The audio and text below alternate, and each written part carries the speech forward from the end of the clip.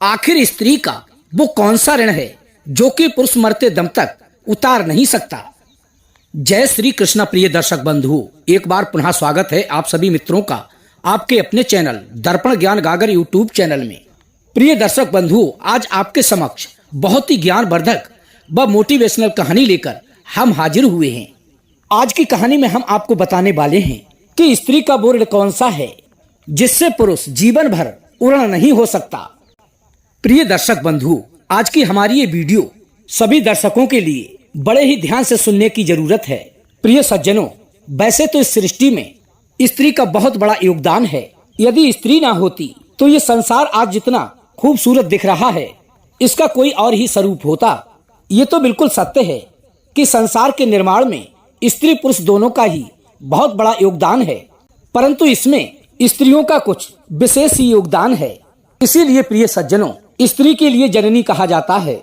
और जननी सिर्फ वो इंसान की नहीं है बल्कि सारे सुखों को जन्म देने वाली स्त्री ही है। मैं इस बात को भली भांति जानता हूँ कि कुछ लोग स्त्रियों से पीड़ित भी होते रहते हैं। यदि स्त्री धर्म का मार्ग छोड़ दे, अधर्म के मार्ग पर चलने लगे तो वो दुखदायिनी भी है। यदि वो अपने आदर्शों से भटक जाए, उसका नैतिक पतन हो जाए, चरित्रहीन होकर गलत रास्ते पर चलने लगे तो वह बहुत बड़े विनाश को भी जन्म दे सकती है। और यदि वह धर्म मार्ग का अनुसरण करती है तो वह सुखदायिनी भी है, सृजन करने वाली भी है। आजकल हमारे समाज में कुछ विचित्र मानसिकता वाले लोग स्त्री को निंदित, घृणित और नीच दृष्टि से देखते हैं। उसे जीवन भर अपने नीचे रखना चाहते हैं, उसे पैर की जूती समझते हैं, उसे सिर्फ विषय भोग की वस्तु और सेवा करने वाली नौकरानी समझते हैं। उसकी भावनाओं की कद्र नहीं करते, सदैव ही उसकी इच्छाओं का गला घोटते रहते हैं। उसे जब चाहा मारा पीटा, प्रताड़ित किया और बीच बीच में हमारे समाज के लोगों के द्वारा उसे अपमानित भी किया जाता रहा है। हम लोग स्त्री के मूल्य को नहीं समझते हैं कि उसका हमारे जीवन में कितना बड़ा योगदान है। पुरुष स्त्री के त्याग को नहीं समझता। प्रिय सज्जनों, स्त्री ने तो हमारे जीवन को संपन्न करने के लिए बहुत बड़ा त्याग किया है। वो अपने मायके में सब कुछ छोड़ छाड़ कर आपके साथ अर्थात आपके घर को सुखों से रोशन करने के लिए आई है और जीवन पर्यंत आपके साथ साथ सुख व दुखों को भोगते हुए आपके साथ कंधे से कंधा मिलाकर चलती है। और मुश्किल वक्त में भी वो आपका साथ नहीं छोड़ती और आपके साथ मर मिटने के लिए सदैव ही तत्पर रहती है। आपके प्रति वो अपनी जिम्मेदारियों को भली भांति निभाती है। इस बात को प्रिय सज्जनों हम मानते हैं कि कुछ बातों पर आपकी पत्नी से बनती नहीं है और कभी कभी वो आपके विचारों से अलग हो जाती है, पर इसका मतलब ये तो नहीं होता कि आप उसे उसके अधिकारों से वंचित कर दो, उसे दुखों के सागर में धकेल दो और दुखी घड़ी में उसे तड़पने के लिए अकेला छोड़ दो, उसे मार पीट कर घर से निकाल दो, उसे जिल्लत की जिंदगी जीने के लिए मजबूर कर दो, अर्थात उसे बेसहारा बना दो। आपके घर को संवारने सुधारने वाली एक स्त्री ही होती है, क्योंकि घर हमेशा स्त्री से ही बनता है। इसलिए उसे घर की लक्ष्मी भी कहा जाता है। जिन घरों में स्त्रियों का वास नहीं होता वो घर नीरस अर्थात शमशान के समान होते हैं। उन्हें आप घरों का नाम नहीं दे सकते। उन घरों में खूबसूरती, साफ सफाई नहीं होती। उन घरों में रौनक का तो नामो निशान नहीं होता और उन घरों में खुशियों का तो मतलब ही नहीं बनता है। वह घर एक भूतों के डेरे के समान होता है और स्त्रियां तो खाली घरों में भी पहुंचकर खुशियों की बौछार कर देती हैं, अर्थात रोशन कर देती हैं और उन घरों की नीरसता सदा सदा के लिए समाप्त हो जाती है। हाँ, ये बात सच है प्रिय सज्जनों। कुछ दुष्चरित्र स्त्रियां भरे पूरे घरों को उजाड़ भी देती हैं और अपने साथ साथ उन घरों में दुख दरिद्रता भी ले आती हैं, अर्थात उन घरों की सुख शांति सदा सदा के लिए नष्ट कर देती हैं। प्रिय सज्जनों, ऐसी स्त्रियां कुछ एक ही होती हैं, लेकिन अधिकतर स्त्रियां बहुत ही अच्छे स्वभाव की होती हैं जो कि अपने घर परिवार के सदस्यों को एक धागे में पिरोए रखती हैं, कभी अपने परिवार में विखंडन नहीं होने देती, अपने पति के माता पिता व उनके भाई बहनों को भरपूर सम्मान देती हैं और जीवन में नई नई खुशियों को जन्म देती हैं। सदैव ही अपने पति के परिवार की प्रतिष्ठा को बनाए रखती हैं और नंबर आ जाए तो अपना बलिदान देने में भी पीछे नहीं हटती। मनुष्य के जीवन की स्त्री वो पूंजी है जिसे पाने के बाद पुरुष सुखों का धनी बन जाता है और उसे खोकर वो कंगाल हो जाता है। इसलिए स्त्री की भावना को अपनी भावनाओं की तरह ही समझकर चलना चाहिए। उसके मान सम्मान व प्रतिष्ठा को सदैव ही तवज्जो देना चाहिए। उसे तुच्छ समझकर उसका तिरस्कार नहीं करना चाहिए। एक बात को ध्यान से सोचो, जब वो आपके घर में नहीं थी तो आपके मन में भी एक कामना थी कि यदि हमारे घर में एक स्त्री होती तो हमारा जीवन कितना सुखी होता। और जब वो आपके घर में आ गई, आपने उसकी कदर ही नहीं की। ये कैसी विडंबना है कि स्त्री के ना होने पर लोग उसे पाने की इच्छा करते हैं और उसके आने पर उसकी कदर ही नहीं करते और समय समय पर उसका अपमान करते रहते हैं। स्त्री के त्याग, बलिदान और उसकी सहनशीलता पर यदि हम दृष्टि डालें तो उसका ऋण पुरुष मरते दम तक नहीं चुका सकता। तुम अपने मन में थोड़ा विचार करो कि आपके घर में आने के लिए उसने क्या क्या त्यागा है और आपके घर में आकर उसने क्या क्या सहन किया है। जिस घर में वो पली बड़ी उस घर को त्याग दिया। जिन बहन भाइयों के साथ वो खेली कूदी, उनसे किस प्रकार मोह छोड़कर वो आपके पास आ गई। जिन माता पिता ने उसे जीवन दिया, अपने कलेजे का टुकड़ा माना, इतना सारा कुछ उसने आपकी खुशी के लिए एक क्षण में त्याग दिया, अर्थात सब कुछ पराया कर दिया। किसके लिए? केवल आपके लिए, ताकि वो आपके घर को रोशन कर सके, आपके घर को खुशियों की सौगात दे सके, आपके दुख सुख में आपका साथ दे सके, आपकी वंश बेल को आगे बढ़ा सके। पर हम लोग कितने खुदगर्ज हैं, उसके इस त्याग को बिल्कुल भी नहीं समझते हैं, क्योंकि हमने तो अपने परिवार को कभी त्यागा ही नहीं है। तो परिवार त्यागने का दुख क्या होता है, हम और आप क्या जाने। जिस दिन हमें और आपको अपने परिवार से अलग होना पड़ेगा, उस दिन स्त्री के त्याग का मूल्य भली भांति समझ में आ जाएगा। एक स्त्री जब आपकी वंश बेल को आगे बढ़ाने के लिए संतान को जन्म देती है तो वो कितनी सारी तकलीफों को सहन करती है, कितने कष्टों को झेलती है। दिन रात उस भार के लिए अपने पेट में रखकर घूमती रहती है, जो कि आपके वंश का वंशधर होता है। उसे ये भी पता नहीं होता कि इस बच्चे के जन्म के समय मैं जीवित रहूंगी या मर जाऊंगी। उस समय वो जीवन और मृत्यु के बीच में होती है। यदि वो सकुशल अपने बच्चे को जन्म भी दे दे तो उसका नया जन्म हो जाता है।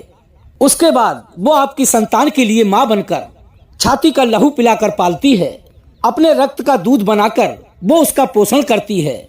उसके पालन पोषण में अनेक कष्टों को सहते हुए आपके वंश को सुरक्षित रखती है।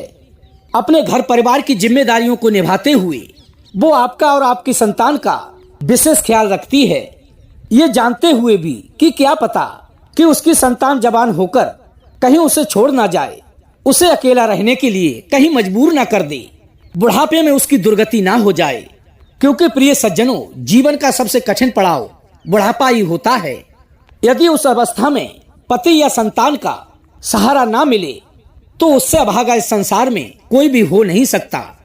क्योंकि प्रिय बंधुओं, बहुत सी निकम्मी औलादें तो ऐसी होती हैं, अपने माता पिता के उस त्याग व कष्टों को पल भर में ही भुला देती हैं, जो कि उनके माता पिता अपनी संतान को पालने पोसने में उठाते हैं।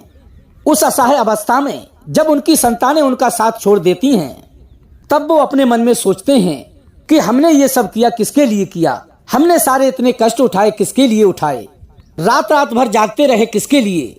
न गर्मी देखी न सर्दी, न वर्षा देखी न सूखा, हम गीले में सोए, हमने इसे सूखे में सुलाया। प्रिय सज्जनों, जब ऐसी औलादें दुख देने लगती हैं तो माता पिता को बड़ा ही दुख होता है।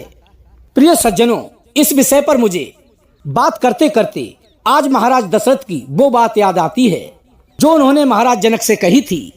एक बार जब भगवान श्री रामचंद्र जी ने मिथिला में धनुष तोड़ा था, तब महाराज जनक की ओर से राजा दशरथ के लिए संदेश भेजा गया था कि आपके ज्येष्ठ पुत्र श्री राम ने हमारे प्रण को धनुष तोड़कर पूरा किया है। शरत के अनुसार श्री राम का मेरी पुत्री सीता के साथ विवाह होगा। तभी प्रिय सज्जनों, महाराज दशरथ बारात लेकर मिथिला नगरी पहुंचे और बड़ी ही धूमधाम से मिथिला नगरी में ही अपने चारों पुत्रों का विवाह किया। भगवान श्री राम का माता सीता के साथ, लक्ष्मण का उर्मिला के साथ, भरत का मांडवी के साथ, शत्रुघ्न का श्रुतकीर्ति के साथ। और जब विवाह के बाद विदाई का समय आया तो महाराज जनक राजा दशरथ के लिए विदाई देने को आए। तो उसी समय महाराज दशरथ ने राजा जनक के हाथ जोड़े। तभी राजा जनक ने कहा कि हे महाराज, आपने ये क्या किया? हाथ जोड़कर तो आपने मुझे पाप का भागी बना दिया। हाथ तो मुझे आपके जोड़ने चाहिए थे, क्योंकि आप वरों के पिता हैं और मैं कन्याओं का पिता हूँ। वर पक्ष के लोग बेटी पक्ष वालों से श्रेष्ठ होते हैं। तब महाराज दशरथ ने महाराज जनक जी को इस ढंग से समझाया कि वहां उपस्थित सभी लोगों के हृदय में महाराज दशरथ के लिए सम्मान और भी बढ़ गया। दशरथ ने कहा कि हे महाराज, मैं श्रेष्ठ कैसे हो सकता हूँ? मैं तो याचक हूँ। आपके घर के लिए बहुएं जो कि लक्ष्मी का स्वरूप हैं, उन्हें मांगने आया हूँ। आपकी पुत्रियां आपके घर की लक्ष्मी हैं, जिन्हें मैं आज मांग के ले जा रहा हूँ। अब ये लक्ष्मियां हमारे घर की शोभा बढ़ाएंगी, मेरे घर के लिए खुशियों से रोशन कर देंगी, मेरे वंश का विस्तार करेंगी। मेरे लिए तो यह अमूल्य निधि है। आप दाता हो महाराज, आपने अपनी पुत्रियां मुझे दी हैं और मांगने वाले से देने वाला बहुत बड़ा होता है। आपने अपने घर की लक्ष्मियों को मेरे घर की लक्ष्मी बना दिया। इससे पहले तो मैं कंगाल था, आपने मुझे धनवान बना दिया। ये ऋण मैं आपका कभी भी नहीं उतार पाऊंगा। आप लक्ष्मियों के पिता हैं और मैं उन्हें मांगने वाला एक याचक। पुत्री रूपी धन देकर आपने मेरे घर को खुशियों से संपन्न कर दिया। मनुष्य के जीवन में सबसे बड़ी खुशी के 3 दिन आते हैं। पहला दिन वो जब उसका विवाह होता है, दूसरा दिन वो जब उसके घर में किसी संतान का जन्म होता है, तीसरा खुशी का दिन वो होता है जब उसकी पुत्री का विवाह होता है। पर इस बात पर प्रिय सज्जनों विचार करना, आपके जीवन में खुशियां तभी आती हैं जब कोई बेटी वाला अपनी बेटी आपको सौंपता है। आपको खुशी बेटी के रूप में किसी और ने दी है, जिसकी पुत्री के आने से आपके घर की वंश परंपरा आगे चलती है। पुत्र पौत्र आदि का सुख आपको प्राप्त होता है, क्योंकि प्रिय सज्जनों, हमारी बेटियां यश और कीर्ति को बढ़ाने वाली होती हैं। इस बात के लिए लोग कभी भी नहीं सोचते। आज के समय में सदैव ही बेटों के पिता की नाक ऊंची रहती है और वे बेटियों के पिताओं से सीधे मुंह बात तक नहीं करते हैं। वो इस बात को भूल जाते हैं कि उसने बेटी देकर आप पर बहुत बड़ा एहसान कर दिया है। तुम्हारे घर में बेटी भेजकर उसने तुम्हारे कुल को सुख और समृद्धि से भर दिया है। प्रिय सज्जनों, महाराज दशरथ के विचार सुनकर जनक जी भी भावुक हो गए। उनकी आंखों से आंसुओं की प्रबल धारा बहने लगी। वो मन ही मन सोचने लगे, धन्य हैं ऐसे लोग जिनके हृदय में बेटी वालों के प्रति ऐसी निर्मल भावना हो। उनके घर में बेटियां कभी दुखी रह ही नहीं सकती।